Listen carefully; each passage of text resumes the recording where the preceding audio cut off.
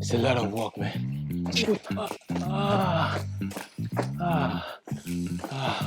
Hello guys, so it's been an interesting 6 weeks. We've been on this project, a 5,000 capacity layer house. I'm going to be showing you guys now.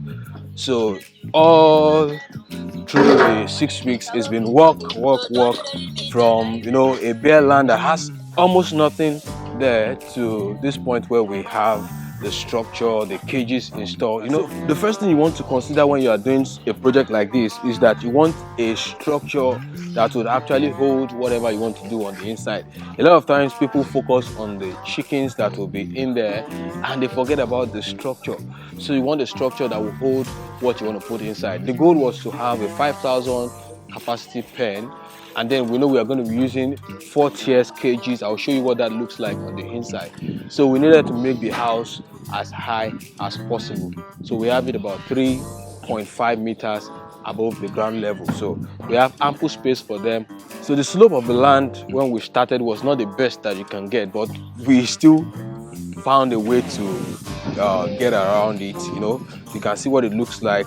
See what it looks like here. Just about 2.5 coaches of block here. But if you look at that angle there, you see a lot of blocks.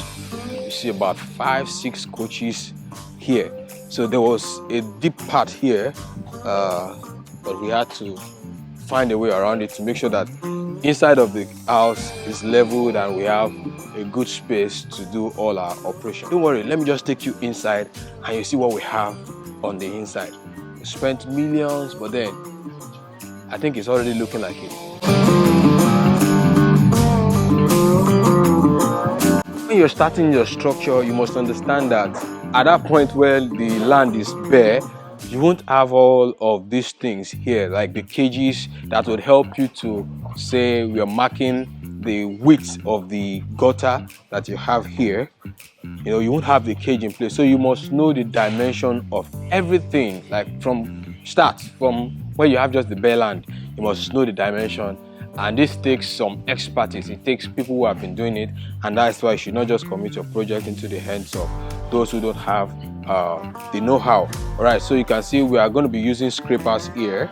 That's why we have this small gutter, and then the main gutter underneath the cages runs down all the way down there, and it has to slope gently so that the natural force of gravity would have its play here while we use the scraper. This is what the manual scraper looks like.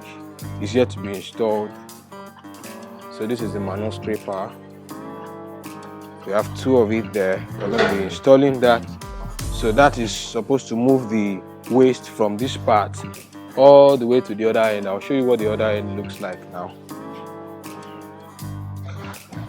So this is what the other end of the gutter looks like, and you can see this chamber, this open chamber here is where we're going to be putting the machine that pulls the manual scraper.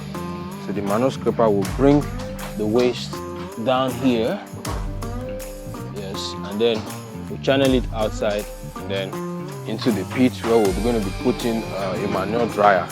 So here we're going to be utilizing the manure dryer to make sure that we get the manure dried and then bagged and then available for sale, so that we don't have a lot of waste, a lot of liquid waste stored up here. And so we have 2 rows of the cages. You can see this one here, and then there's another one on this end. Altogether, it's supposed to be 5,000 capacity. So here we have 4 tiers, 1, 2, 3, and 4, and we have 4 cells per unit. So 1, 2, 3, and 4. So if each of them take about 4 chickens, 4 hens, so it's going to be all together, this one and this one put together will be 5,120 birds, if I'm correct. Yeah, so we'll be having 16 on these lower tiers, 4, 4, 4, 4, 4 in 4 places, and then 16 in 4 places, and that's just this line. We'll have the same on the other side, 16 in 4 places. If you put that together, that gives you 1 unit, and we have 20 units on this row, another 20 units on this row. You can do the maths. So you see we have about 5,120 birds, and that's huge. That's huge. We have solid cages here. So this is the feeding trough. This is where the feed will be poured for them. We deliver the feed here for them to stretch out their necks from inside of their cells. We're not going to be opening this when they are eating, of course. So they're going to bring out their head and eat from this trough. So the nipple line, this is the water line. We'll be joining all this together by the time it's fully connected to the water source. So this will be connected together. So the nipple is where they peck. And one of the reasons why we have this usually in red color or in bright color is so that it attracts them. Most of the time when you are bringing in your point of lay or point of cage, they are bringing them, some of them they are raised on floor, so they use a different kind of drinker. So when they get here, we need something to catch their attention. They've never seen it in their life. So once they come here, we need something bright to attract them. So once they see this bright color, they try to peck it. So out of curiosity, as they peck, this valve is pushed inwards and then water drops. So they learn that each time they peck this, the water drops, and that becomes a model for them. So anytime they feel thirsty, they peck. So most times when it starts from one cell, when a chicken, a smart chicken, the smart guy, once, or the smart girl now, once it starts and the rest see it, they just copy. So you see from this line, they're copying, all the way down. You just see it becomes an adaptive behavior, something they just learn from the next friend, you know. You can see it's well aligned, everything just goes smoothly. So, and the troughs are joined together, at each end. So it's easy to just serve feed inside and run all the way down. So looking at this whole thing, I know you can tell that it would cost a lot of money. I mean, millions to get all these things put together. But you know, the beauty of it all is to have someone who kind of understands the project from the start to finish and do everything for you.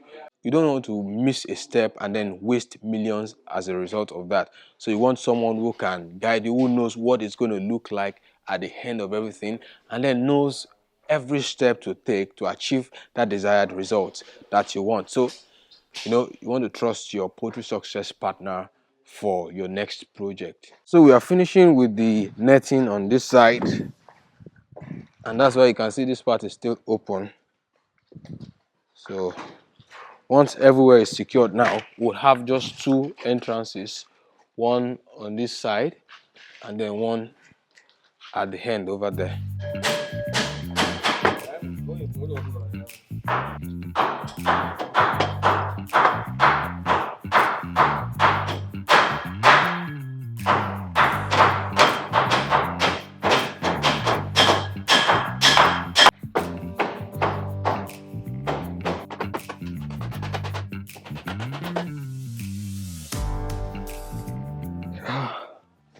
So this is one of those projects, and it's satisfying that we're able to get it done within 6 weeks. One of the things that I really noticed is that when handling projects like this, it's important that you give it close supervision. You see, these workers that you see, both the carpenter, the bricklayer, the iron bender, and all of these people involved, without close supervision, some of them may not do the best that you want. So it takes someone who knows, who has the clear picture or the full picture of what they want to achieve, to be able to supervise the project and make sure that, you know, the end result is achieved. So it's quite satisfying, you know, 6 weeks, and here we are. It's already a beautiful haven. We are waiting to receive the birds in the next couple of days. Of course, the food dip has not been done, and that will be done after all these works are completed, so that we don't have anybody bringing in things while it is freshly done. So once this is finished, we get the food dip done, and then we just disinfect the house and get it ready to receive birds. So let me know what you think in the comment section. Does it feel like, oh, I wish this was my project? You know, let me hear what you think in the comment section. All right, so this is DIY AGRIC, your #1 animal scientist and your poultry success partner.